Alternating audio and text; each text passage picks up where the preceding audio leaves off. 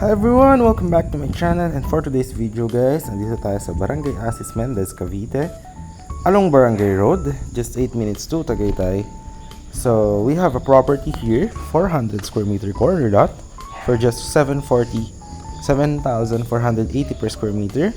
So ito po yung kanyang entrance guys. Ayan. So this one is 3 to 5 years to pay, no? And there is also 385 square meter. Last two lots na lang po dito. For only 7,150 per square meter. So ito po yung drone shot para mas ma-visualize nyo yung ating property. Ayan yung alang Barangay Road na po na yan. Pagka kumaliwa kayo, going to Indang po yan is West Road. Pag kanan, going to Tagaytay, Cockpit Arena, mga 7 minutes. Andun na po kayo. Tapos to Tagaytay Bypass Road, mga 8 minutes, 9 minutes. Andun na kayo. So yan guys. Malapit lang yung property natin to Mendez Bayan, mga palengke, McDonald's, schools, yan. Tapos going sa Tagaytay, dito naman sa kabilang side. Dito sa may Barangay Road, diretso hindi. Ayan.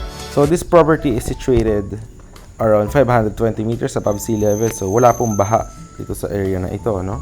Yan guys, yung tinuturo ko na may mga stick, yan yung gagawin na 10 meters na concrete roads for the entrance, no? So this one is a residential lot, no?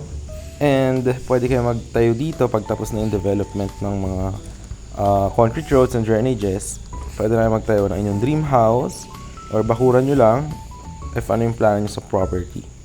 So ayan, from that point going to this one, and yung drainage, ayan, ilalagay po lahat yung drainage para po yung ating property is meron po siyang magandang drainage system, no? Although hindi naman po nagbabaha dito. So ayan, ongoing development po tayo.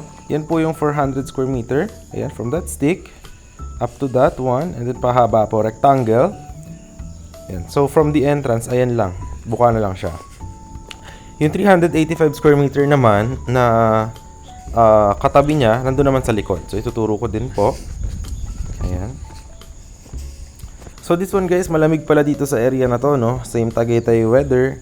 Ayan. So yung mga hinukay, dyan po gagawin yung drainage system. Yan muna yung una.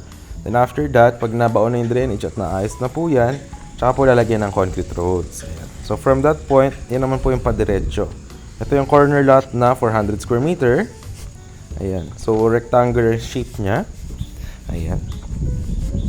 Tapos yung sa yun dyan naman sa may truck, sa tabi niya, 385 square meter naman. So yan siya. Tapos, yung kanyang kalsada sa dulo, end lot na yan. Lalagyan din niya ng perimeter fence. Ayan guys, so yun yung 400 hanggang doon. Yung 385 naman is from that stick hanggang doon sa dulo. Ayan. Hanggang dyan. Diretso hanggang doon sa dulo na yan. Yung merong clear na road tracing. Ayan, hanggang dyan.